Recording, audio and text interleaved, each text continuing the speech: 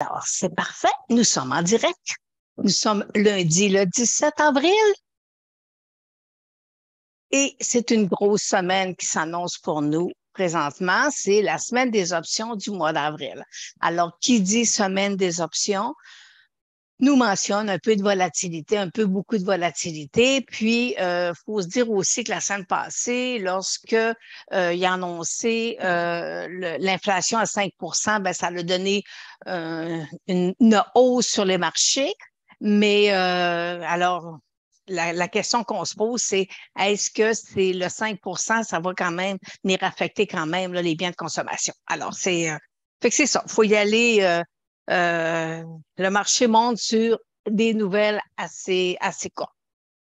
Aussi, cette semaine, on a une éclipse solaire le 20 avril. Et quand on dit une éclipse, elle est particulière, c'est celle-ci, parce que lorsque la Lune va cacher le Soleil, elle ne cachera pas complètement parce qu'il va y avoir un halo autour qui va paraître, là. Alors, et sur le marché boursier, euh, apparemment, parce que moi, je ne l'ai pas vérifié, là, mais ça fait des années qu'on n'a pas eu ce genre d'éclipse-là dans le ciel, là, telle place, puis tout ça. Alors, fait qu'il, euh, selon les grandes astrologies boursières, ils disent que ça serait peut-être même quelque chose, une semaine un peu plus difficile. Alors, on va surveiller. Alors, c'est ça là, on analyse pour être vraiment, vraiment pointu, pour être, et mettre des stops si jamais vous voulez pas que ça bouge moindrement, là. Alors, je sais que c'est ça. Et pour finir la sur Sunday, ben, jeudi, le 21 avril, ben, non, c'est vendredi le 21 avril, je pense. C'est Mercure vient rétrograde. Puis vous savez que depuis quelques années, quand Mercure devient rétrograde, le monde devient un peu morose, puis tout ça. Ce que Mercure, c'est tout ce qui est communication. Alors, parfois, c'est un petit peu plus difficile. Fait qu'ils disent, en plus de l'éclipse, on a Mercure qui rétrograde en même temps. Alors, ça pourrait emmener des soubresauts sur le marché. Alors, mais là, on va vous le dire avec la semaine prochaine. Pour l'instant, moi, techniquement, je peux vous dire que présentement, je suis un petit peu plus baissière. Mais en tout cas, on va poursuivre aujourd'hui. Et là, je vous ai sur la semaine passée, je vous ai mis sur YouTube une courte vidéo là, sur la règle de 72. Alors, c'est la règle de 72 dans la vidéo. Il parle d'une règle la règle de 7, de 70. C'est que tu prends 72, tu dis, moi, si je veux obtenir un rendement de 10 à tous les 7 ans, mon capital va doubler.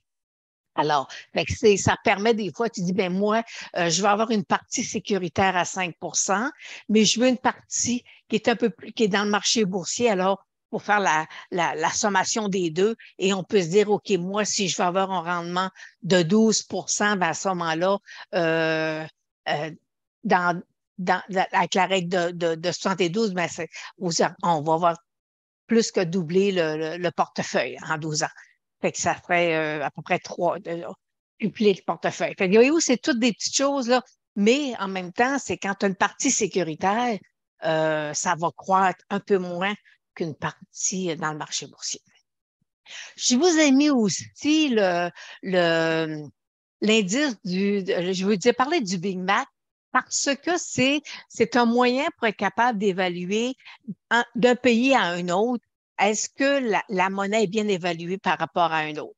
Fait que c'est l'économiste qui nous a présenté ça il y a quand même presque 40 ans, là.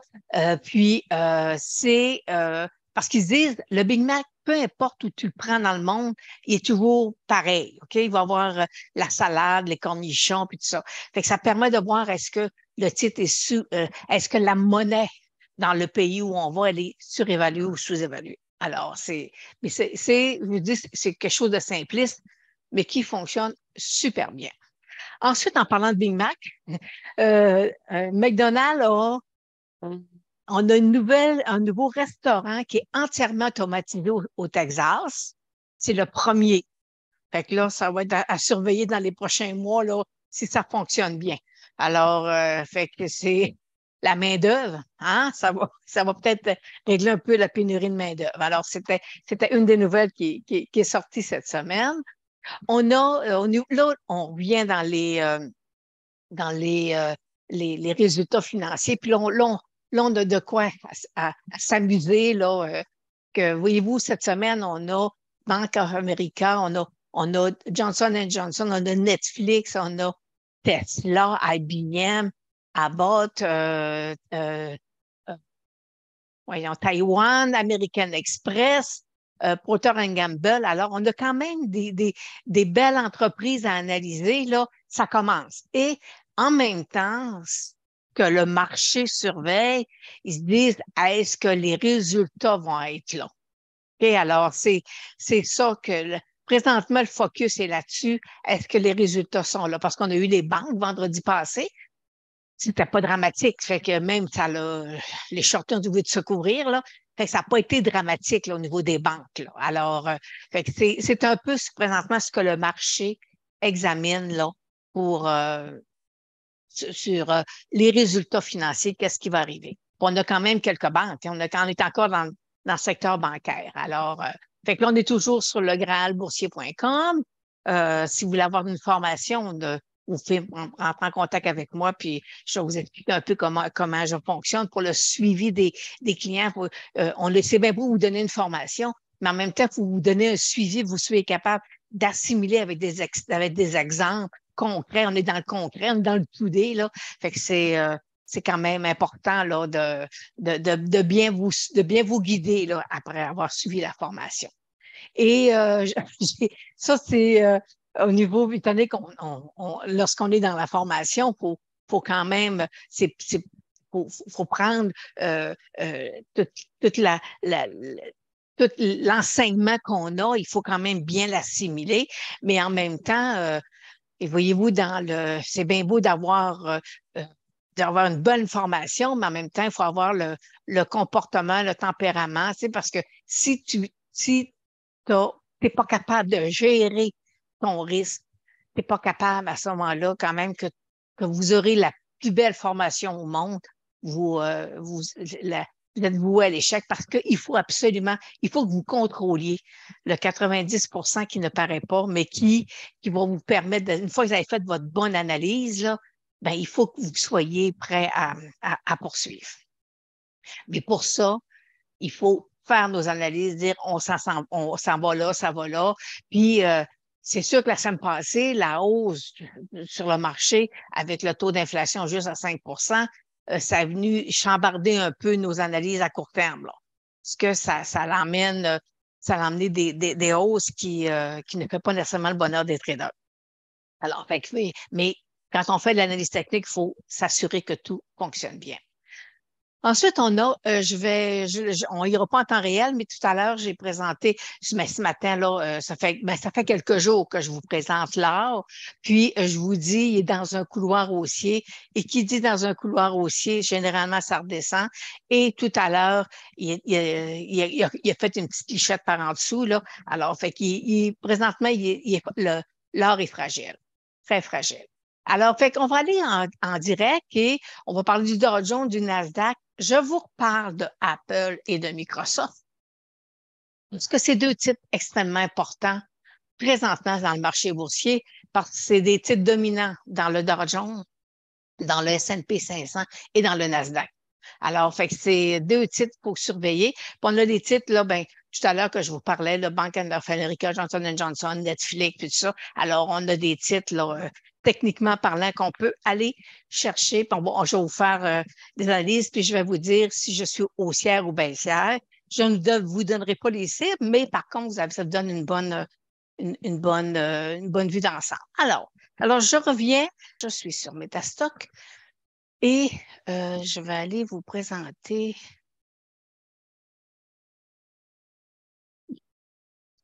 le premier, c'est Alcoa.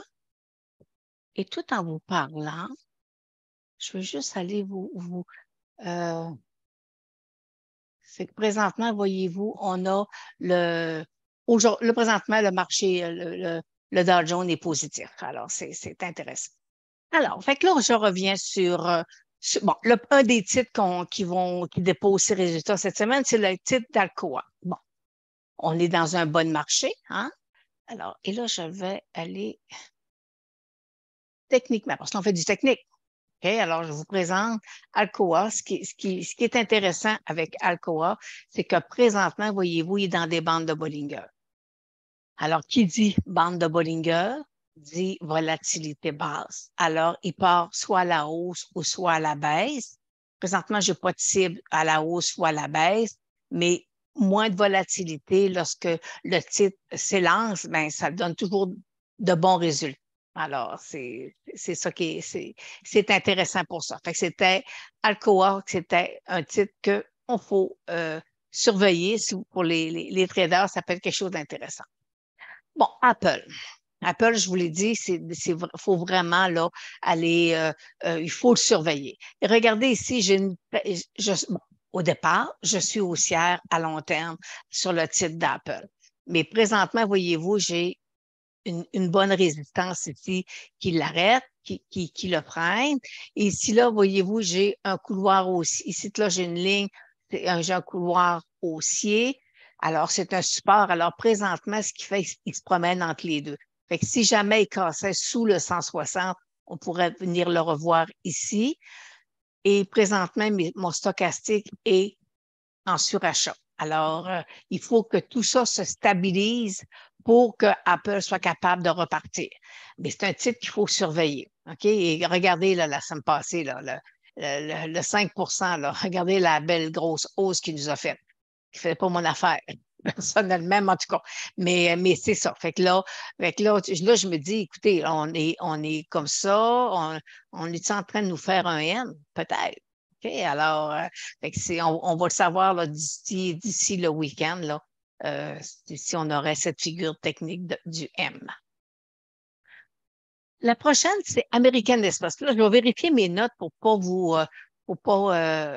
bon, OK, j'ai pas de cible à la hausse ou à la baisse sur le titre d'American Express, mais j'ai quelque chose un peu comme Alcoa. Voyez-vous, j'ai des bandes de Bollinger ici, présentement fait que là, on attend que le titre sorte, mais là, voyez-vous, mes bandes sont quand même assez espacées. Fait que là, il faut que ça se rétrécisse un peu. Puis là, après ça, est-ce qu'il va venir tester son 175? Puis voyez-vous, c'est un adepte des bandes de Bollinger. Regardez là. Ici, là, il avait cassé. Là, il est en train de nous en faire une autre. Alors, fait que c'est des titres qu'il faut surveiller, mais je n'ai pas de cible à la hausse ou à la baisse sur le titre d'American Express. Bank of America.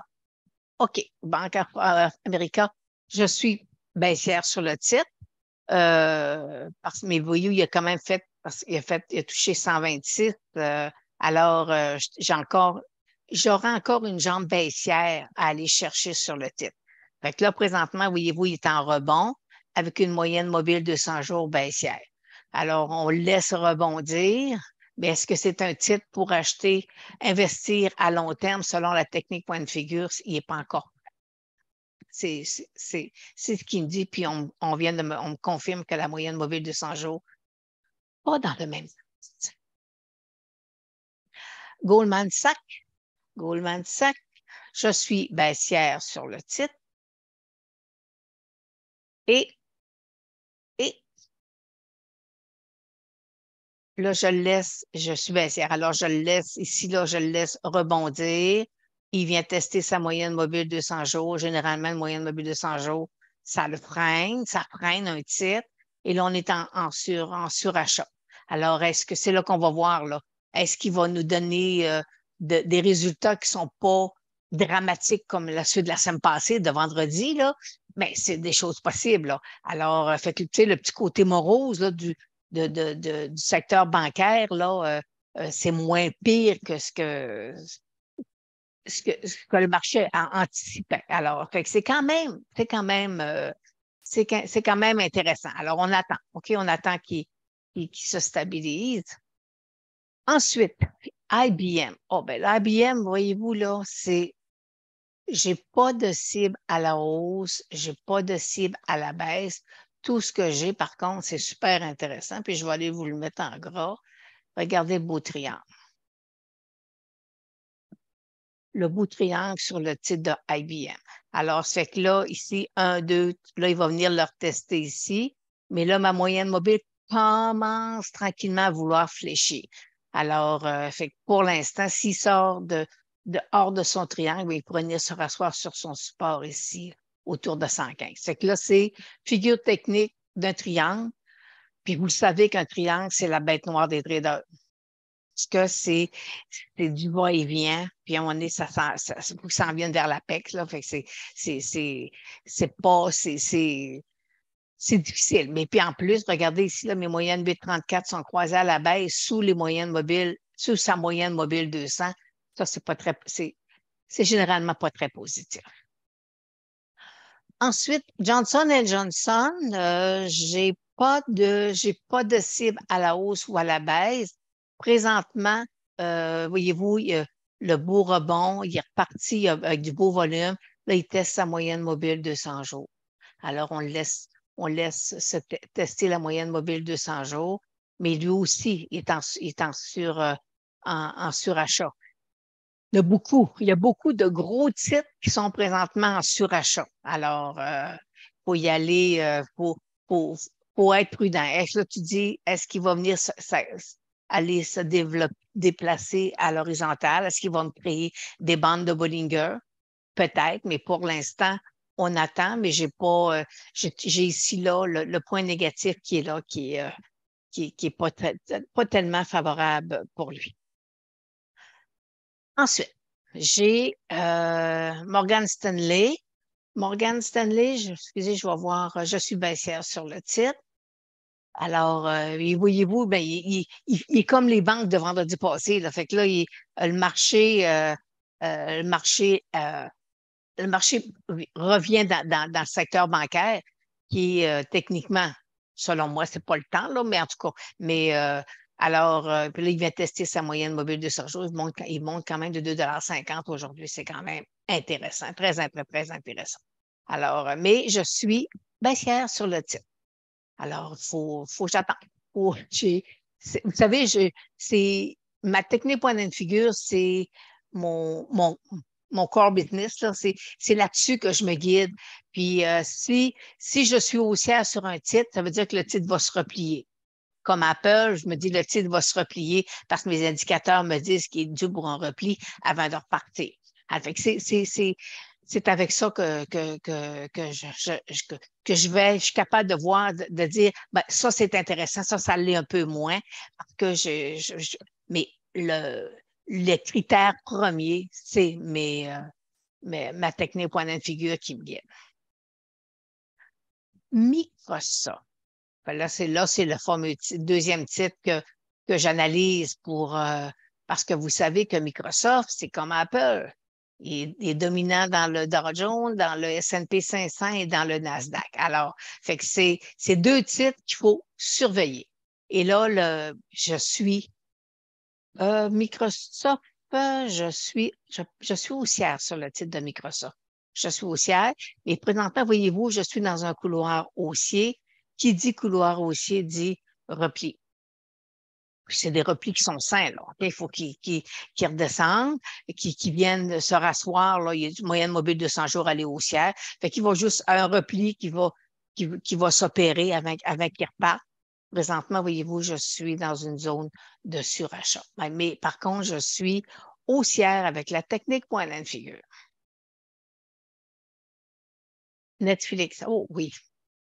Bon, Netflix, ma cible à la hausse, elle a été touchée.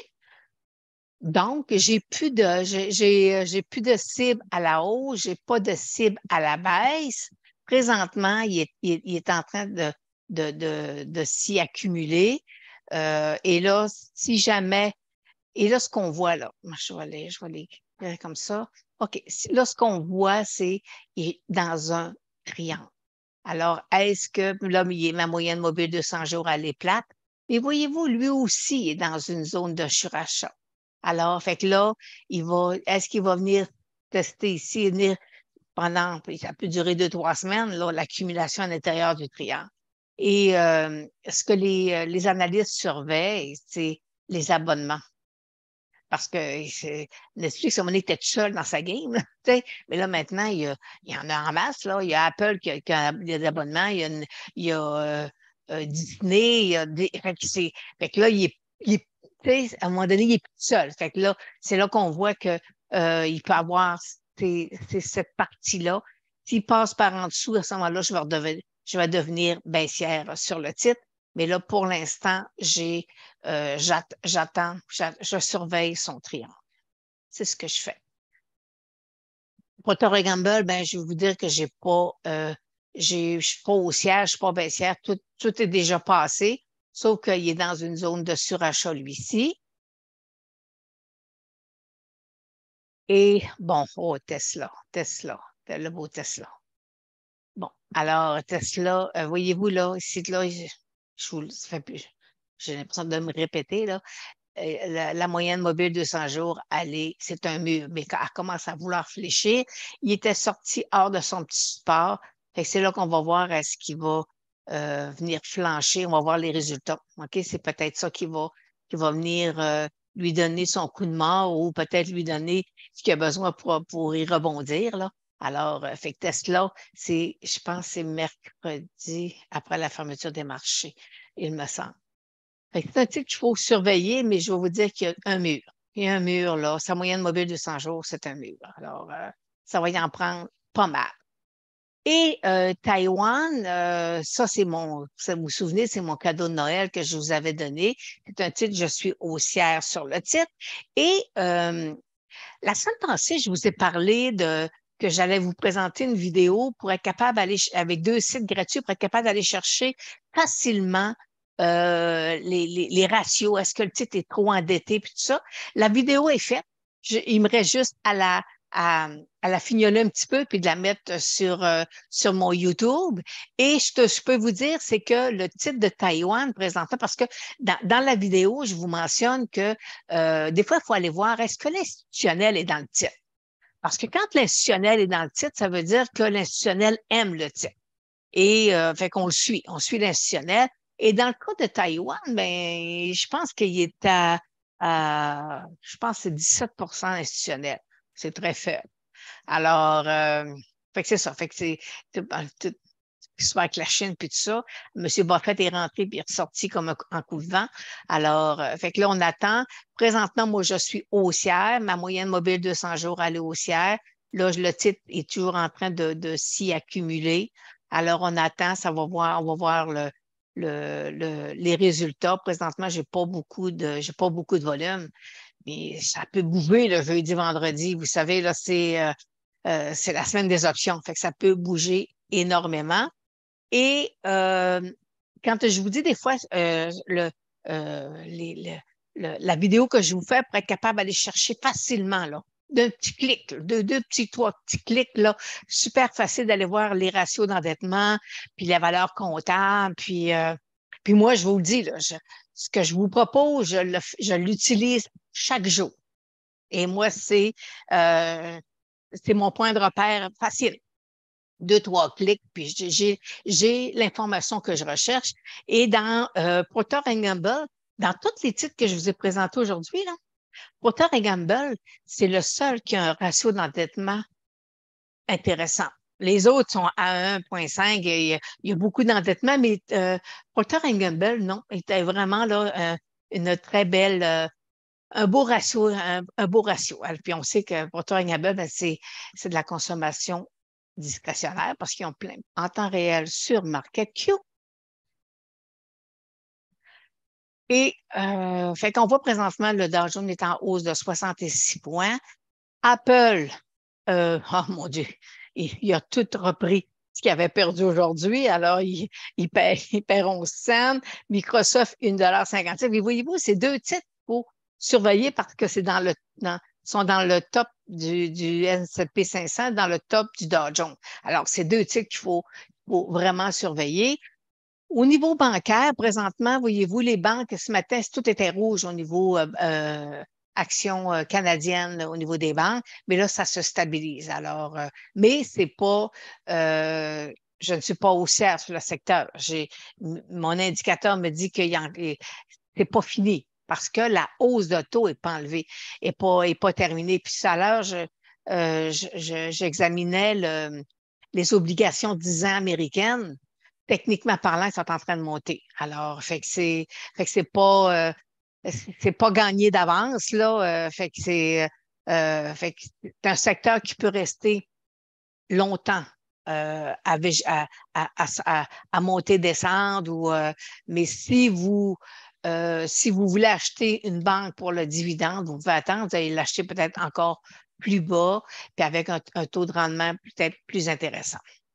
Alors, puis tout à l'heure, quand je faisais mes analyses, je regardais BCE. BCE a un taux de dividende de 6. Même si je ne suis pas haussière sur le titre de BCE, je me suis dit, oh, OK, quand il va être revenu à ma cible ou à ce que je le vois, on va avoir d'excellents titres à les prendre avec des taux de dividende super intéressants. Alors, fait que c'est ça. Fait que c'est en gros un peu le marché, voyez-vous, c'est mitigé. Puis, fait que c'est ça, Apple qui reprend toute la perte d'aujourd'hui. Puis, c'est ça. Fait euh, on va surveiller l'éclipse. On va surveiller, voir si ça peut avoir des impacts sur le marché. Puis, c'est ça, c'est parce qu'il y a une grosse planète là, qui fait du Bing Bang là, quand elle est touchée, puis elle est présentement conjointe avec l'éclipse. Alors, c'est un peu ça que les analystes là, d'astrologie boursière disent qu'il faut surveiller parce qu'on ne sait pas qu'est-ce que l'éclipse peut faire là, sur le marché boursier comme tel. Alors, c'est tout. Alors, fait qu'on se revoit la semaine prochaine. Là, je vous mets, oui, je vais faire une petite parenthèse, c'est que, à un moment donné, je vous avais dit la semaine passée que j'allais analyser beaucoup de titres de clients, là, pas de clients, mais de gens qui voulaient avoir une analyse sur un titre. Mais étant donné que les résultats sont tellement puissants présentement que je n'avais pas de place à les mettre des analyses complémentaires pour les clients. Mais c'est partie remise, c'est pas, sauf qu'il y a une condition. Il doit y avoir votre stock que vous voulez que j'analyse pour vous. Ça me fait plaisir de le faire, mais ça va me prendre du volume. Si le stock n'a pas de volume, oubliez ça. Je vous flush. Ça me prend on a besoin de volume dans le marché boursier. Alors, c'est ça, je termine, je enlève le partage, puis je vous dis, à la semaine prochaine.